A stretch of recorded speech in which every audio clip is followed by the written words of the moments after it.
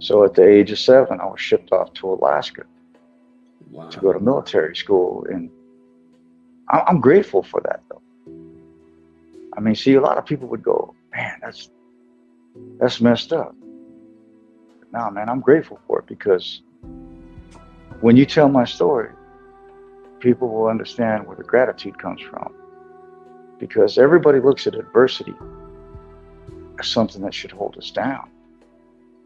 And for some reason, you know, God, whoever it may be, taught me at an early age that don't let adversity control who you are.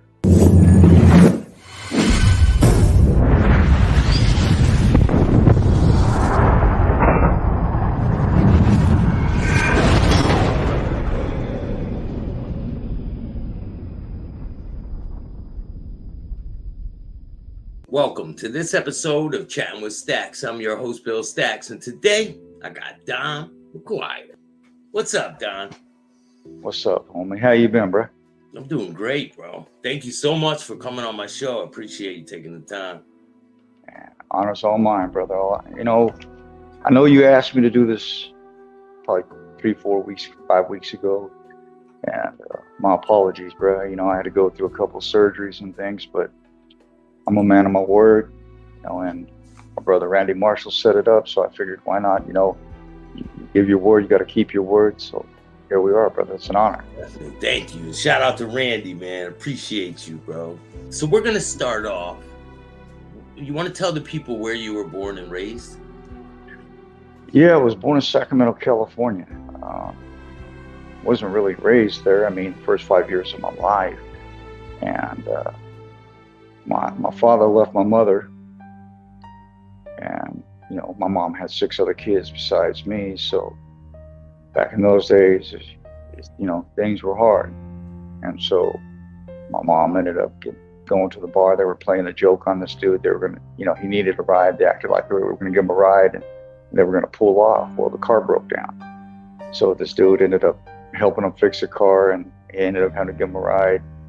3 days later, he shows up at my mama's house, and this dude didn't like me, so he kind of whoop on me, and so he was kind of cool with the other 6 kids, but not with me. But I was the oldest male, and so they shipped me off to live with my uncle, a couple aunts, a couple neighbors, some strangers, things of that nature. And then at the age of 7, I went to live with my real father. And my real father, he quite wealthy. Came home the second day I was there. First time you met him? This is the first time. No, man. I knew who he was. He left when I was 5. But there was no love loss. There was nothing. I'm a kid, and so it's like the second day he came home from work, he was like, I didn't sign up for this shit. And he put me in military school. So at the age of 7, I was shipped off to Alaska to go to military school. And I'm grateful for that though. I mean, see, a lot of people would go, "Man, that's messed up."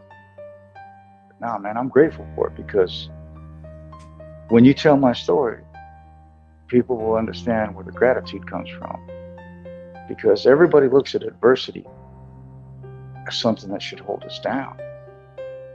And for some reason, God, whoever it may be, taught me at an early age that don't let adversity control who you are. What was it like to be 7 and get shipped off? What was that day like? Were they screaming at you when you got off the bus or wherever you got off of? Was it like really strict like that? Well, it was in Fairbanks, Alaska, on Eielson Air Force Base, and it was a little different. Being a little, I was just a little kid, and the discipline was, it was there. I'm not going to say it was nice. I'm not going to say it was horrific. How bad can you treat a 7-year-old kid? But see, it's weird for me because military school did a lot for me.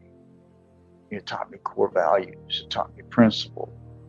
It taught me to appreciate what I could give to myself and what I can give to life. And although I didn't like getting up at 3:30, 4 o'clock in the morning and running and doing calisthenics before we even get to 7 or 8 minutes to eat breakfast, and then have to get showered and go to school, and go to school all day long, and then to go and do calisthenics and run and get 10 minutes to eat dinner, very limited TV. It was strict, but looking back now, it was something that I wish that I could have experienced anyway.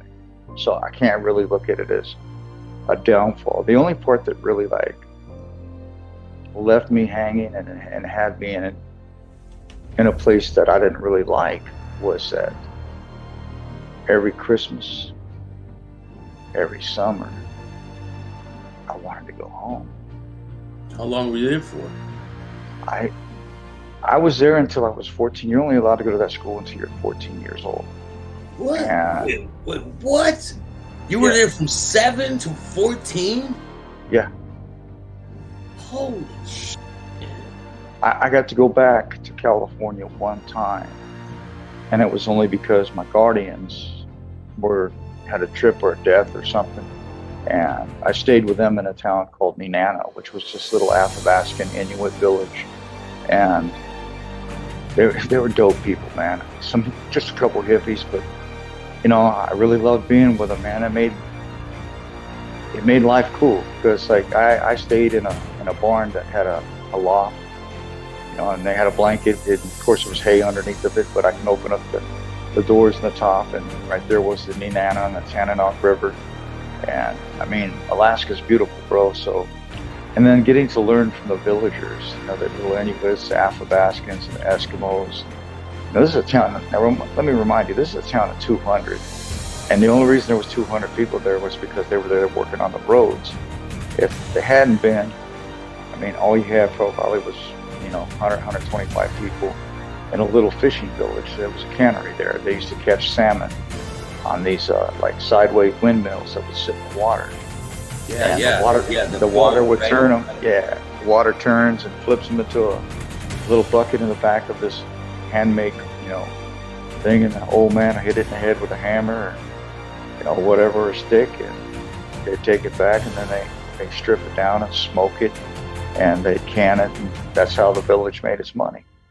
So it was kind of a cool place for a kid to grow up. I mean, I remember walking through the forest, and now mind you, this is part of Alaska where you can walk where no man's ever walked before. Yeah, and I started finding all that, right? Yeah, big ones. But I started finding all these old boats and stuff. And so one day I asked John, I said, hey, why are all these old boats way up, because he said back in the 60s they had a flood. And during the gold rush, all these people were coming up here to mine. And when they had the flood pushed their boats onto land. And then when the water seceded, that's where they stayed. So on most of them, bro, honest to God, you could find everything of theirs. The only thing they took back then was the necessities that they needed to get back to wherever they were from safely. So, man, you find glasses, books, their diaries, everything. And as a kid in the middle of freaking nowhere, you sit down and you read the stuff, let your mind roll with it. And it's kind of cool because you don't really realize how much you appreciate it until you're older. But I used to find little family heirlooms and things like that I've kept throughout the years that I sit back and I went and researched, and it's pretty cool what life can give you. And that's the sad part about today, is because kids don't get that opportunity to see life like we did.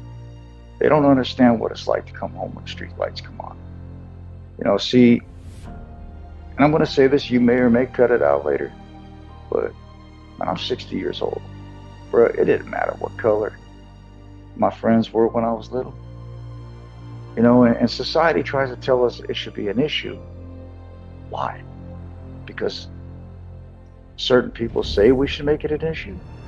It trips me out because it never mattered one bit what color somebody was to me. The great Morgan Freeman, and I call him the great because he's a tremendous man. He put out a video. A lot of people don't want nobody to see it. And there's this guy interviewing him. And then he's asking him as a black man, he says, there's the problem. He said, you put black man in front of my name. I put white man in front of your name. Why can't we just be that man? Really. And that's deep, bruh. Because if there was no sun, if we lived in darkness, would we know any different? No. See, I appreciate people for what's in here. The body's just a shell. You know, I'm Native American and Irish. I don't, that's a title or a tag somebody's put on us. But if I call you my brother and you down on your luck, ain't no color matter, bro. I'm gonna be there. I'm Hall of Fame photographer Don McGuire, and I'm chatting with Staxx. Make sure you check him out.